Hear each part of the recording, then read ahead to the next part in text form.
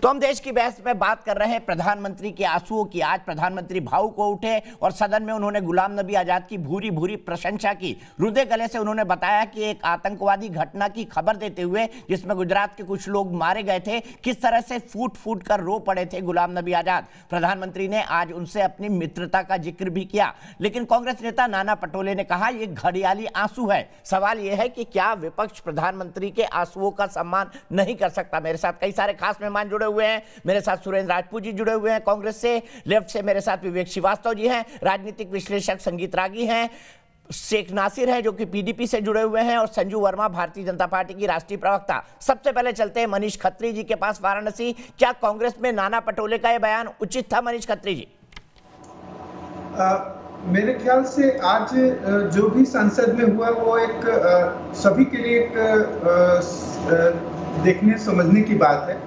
विपक्ष की एक आदत हो गई कि कुछ भी अगर सरकार कर रही है तो उसको विरोध करना है। अभी भी जैसे जो भी वाद विवाद हो रहे हैं, बहस हो रही है, इसमें भी कुछ लोग हैं जो कि सिर्फ एक डिस्ट्रक्टिव माइंड के साथ इसको ले रहे हैं, जो कि बहुत गलत है। अगर हम देखें तो जो सदन है वो वहाँ पे बैठा हुआ हर व्यक्ति वो किसी पद पे नहीं है, वो हमारे देश के लिए काम करने के लिए वहाँ बैठा है, चाहे वो सत्ता पक्ष में हो या विपक्ष में हो। तो ये अगर इस नीति से इसको देखा जाएगा, इस पे सोचा जाएगा, तो ये एक बहुत एक अच्छा एक पॉजिटिव एटमॉस्फेयर बनेगा, जिसका फायदा जनता को होगा, देश को होगा। बिल्कुल सही मनीष खत्री जी, यहीं से मैं आपकी बात को आगे बढ़ाऊंगा। मैं सीधे चलूंगा सुरेंद्र राजपूत जी के पास। सुरेंद्र राजपूत जी, कुछ महीने पहले इन्हीं गुलाम नबी आजाद को G23 कह के आपने बिल्कुल दरकिनार कर दिया था। यहां तक आरोप लग गए थे कि कहीं गुलाम नबी आजाद जी बीजेपी से मिलकर ये चिट्ठी पत्री तो कांग्रेस के अंदरूनी राजनीति के बारे में नहीं लिख रहे हैं। आज आपको क्या लगता है? दीपक भाई, एक प्रधानमंत्री जी की बात पर एक बड़ा पुराना निदा फाजली का शेर याद आ गया। कहते हैं ना कि हर आदमी में है 10-20 आदमी, और जिसको भी देखना हो कई बार देखना। सच बात यह है कि प्रधानमंत्री जी ने जो आज किया वो अपने आप में संसदीय लोकतंत्र का हमने अच्छा भी कहा, आपके सामने कहा। लेकिन दूसरी बात देखिए, प्रधानमंत्री जी को हमेशा दूसरे के दलों में, दूसरे के देश में इनक्रोच करने की आदत है। अब की बार ट्रंप सरकार करके जो विदेश नीति की भत पिटवाई प्रधानमंत्री जी ने, क्या वो क्षमा योग्य अपराध है? इसको आपको देखना पड़ेगा। इसके साथ साथ आपको यह भी देखना पड़ेगा कि प्रधानमंत्री जी के बाकी कर्म क्या हैं। इकलौता हिंदुस्तान के पहले प्रधानमंत्री हैं ये आज तक 70 साल में, जिनकी अभद्र टिप्पणी संसदीय लोकतंत्र से निकाली गई है, जब उन्होंने बीके हरिप्रसाद को बीके हरिप्रसाद कहा था। आप तो लोकतंत्र की परंपराओं को अच्छे तरीके से याद रखते हैं दीपक जी, तो आपको याद होगी ये बात। इसके बाद अब आप आ जाइए गुलाम नबी आजाद साहब। गुलाम नबी आजाद साहब की सत्य निष्ठा और संदिग्धता कहीं पर भी कोई लांछन लगा रहे हैं। वो हमेशा से कांग्रेसी थे, कांग्रेसी हैं और कांग्रेसी रहेंगे।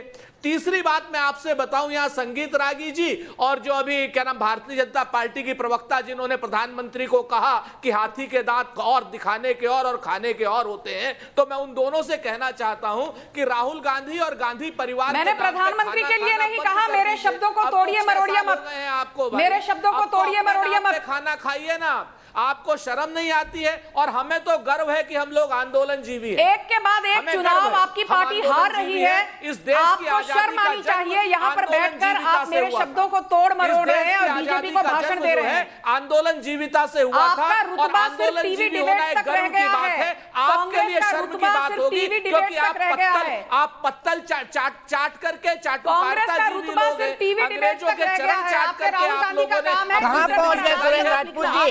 अंग्रेजों को गए 75 साल हो गए, कहां पहुंच गए आप? संजू वर्मा जी घटा दे। सुरेंद्र राजपूत जी चुप होइए थोड़ी देर, संजू वर्मा जी बोलेंगे। संजू वर्मा जी अपना जवाब दीजिए। जैसलमेर चले गए थे छुट्टियां मनाने।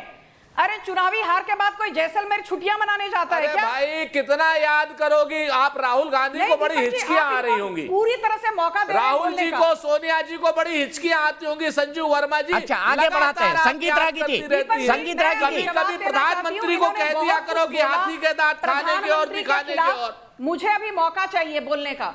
बोलिए संजू वर्मा जी, बोलिए। फिर मैं संगीत रागी जी और विवेक श्रीवास्तव जी के पास जाऊंगा। 6 साल से बोल रहे हो आप, बोलने का मौका कहां परेशान हो रहे हो संजू वर्मा जी? बिल्कुल आपको पूरा मौका है, आपके दीपक जी, प्रधानमंत्री यदि को ये पूरा चुप होंगे, मौका है। तब मैं यही बोलूंगी नहीं नहीं तो खाली उनको बोलिए कि वॉशिंगटन ये में भी अपना जाके अब की बार ट्रम्प कंटिन्यूअस जो सरकार, भाषण ये भी बाजी है कहने वो का चालू मौका रखें। आपके अरे आपकी बात प्रधानमंत्री को ट्रंप है। सरकार नहीं कहा था उन्होंने, क्यों कुछ दूसरा परेशान हो संदर्भ रही था हैं उसका। आप? मैं सीधे आप चलता हूँ ये संजू गलत वर्मा जी है, के पास। आप संजू वर्मा जी इंडिया जवाब में दीजिए और दोस्त फिर नहीं संजू वर्मा जी का ऑडियो। सरकार- सुरेंद्र भाई चुप हो जाइए प्लीज, चुप हो जाइए संजू वर्मा जी। जब ये बोलते हैं तब आप सिर्फ इनको लेते हैं स्क्रीन पर। भाई इस बार सिर्फ संजू वर्मा जी को ले लीजिए स्क्रीन पर। दीपक जी मैं एक चीज कहना चाहूंगी कि यह बात सही है कि एक कंस्ट्रक्टिव ऑपोजिशन और विपक्ष की किसी भी गणतंत्र में बहुत सख्त जरूरत है, भारत में भी। पर मैं एक सवाल पूछना चाहती हूं, जो कांग्रेस के यहां प्रतिनिधि बैठे हैं, बड़े बड़े भाषण देने से कुछ नहीं होता है। चुनाव जमीन पर जाकर जीते जाते हैं। चुनाव ट्विटर पर प्रधानमंत्री पर लांछन लगा के और अटखेलियां करके चुटकुले बनाकर नहीं जीते जाते। ये कांग्रेस के प्रवक्ता तो नहीं समझते, पर मैं समझ सकती हूं। अंधेर नगरी चौपट राजा, उनके जो नवयुवक बालक और कांग्रेस के राजा राहुल गांधी जिस तरह से अभद्र टिप्पणियां करते हैं, प्रवक्ता वही राह पकड़कर बैठे हुए हैं। मैं एक चीज कहना चाहती हूं, जो प्रधानमंत्री ने कल बहुत अच्छी बात कही, हमें यह तय करना होगा कि हम समस्या का हिस्सा बनना चाहते हैं या हम समाधान का माध्यम बनना चाहते हैं। प्रॉब्लम सिर्फ इतनी है दीपक जी कि हमारे यहाँ पर जो विपक्ष है वो समस्या का हिस्सा बनना चाहता है, वो समाधान का माध्यम बनना ही नहीं चाहता, वो समाधान का माध्यम बनना ही नहीं चाहता। मैं पूछना चाहती हूँ, राहुल गांधी 2008 में कलावती नामक एक फार्मर महिला से, एक किसान महिला से मिले थे। अरे ये आपका बाकायदा एक रिकॉर्डेड टेप चलता है। अभी तो आपने अंधेर नगरी चौपट राज कह दिया। उसके बाद राहुल गांधी ने कलावती से कभी मिलने की कोशिश नहीं की। अंधेर नगरी चौपट राज मोदी जी को कह करके आप आज बहुत बड़ी बन गई है संजू वर्मा। आपका स्वागत और अभिनंदन होगा। वल्चर टूरिज्म करना, जहां आंदोलन हो राहुल और प्रियंका पहुंच जाएंगे। ये आंदोलन जीवी जो राहुल गांधी और वड्रा परिवार के लोग हैं, सच बात ये है, गिद्ध भोज तो आप लोग करते हैं भाई, सुप्रीम कोर्ट से लगातार गिद्ध भोज करने में आप लोग माहिर हैं। जहां चाहिए अभी आजकल बंगाल में गिद्ध भोज कर रहे हैं, बैठ करके गिद्ध की तरीके से गिद्ध भोज बंगाल में कर रहे हैं। जहां चुनाव आ जाते हैं वहां गिद्ध भोज करते हैं और वल्चर टूरिज्म करके अपनी पॉलिटिकल रेलेवेंस को बनाए रखना। मैंने किसानों को वल्चर मत कहिए। आपको कोई अधिकार नहीं है आप किसानों को वल्चर कहें। अगर किसान सड़क पे बैठा है, आंदोलन कर रहा है, आप उसका सम्मान करिए। आपको कोई अधिकार नहीं है किसानों को वल्चर कहने का। किसानों को आंदोलन अधिकार है प्रजातंत्र में, डेमोक्रेसी में, हमें मिला है। आपको सुनने में कोई प्रॉब्लम नहीं है। आपने हर आंदोलनकारी को वल्चर कहा है। मेरे आपके हिसाब से सारे आंदोलनकारी वल्चर हो गए। क्योंकि हम नरेंद्र मोदी से सहमत नहीं है राहुल तो हम गांधी एंटी नेशनल टुकड़े टुकड़े गए, वल्चर गए, आंदोलनकारी जीवी और पता नहीं क्या क्या। कांग्रेस के नेता सलमान खुर्शीद प्रधानमंत्री से मेरी अपील है, रोइए अपोजिशन के जाने पर राज्यसभा से, लेकिन अपोजिशन से मित्रतावश कुछ एडवाइस भी लिया करिए, अपोजिशन का पार्टिसिपेशन भी रखिए। अच्छा विवेक जी फिर बीच में बोले आप मुझे संगीत रागी जी को लेना है। संगीत रागी जी, क्या आपको लगता है जो प्रधानमंत्री ने कल कहा था, समस्या का हिस्सा बने या समाधान का? कुछ लोग समस्या का हिस्सा बनना अपने आप को क्यों जरूरी महसूस कराना चाहते हैं? आंदोलन होगा संजू वर्मा, सिर्फ संगीत रागी की आवाज प्लीज। या प्रधानमंत्री के कहने से संजू वर्मा। देखिए दीपक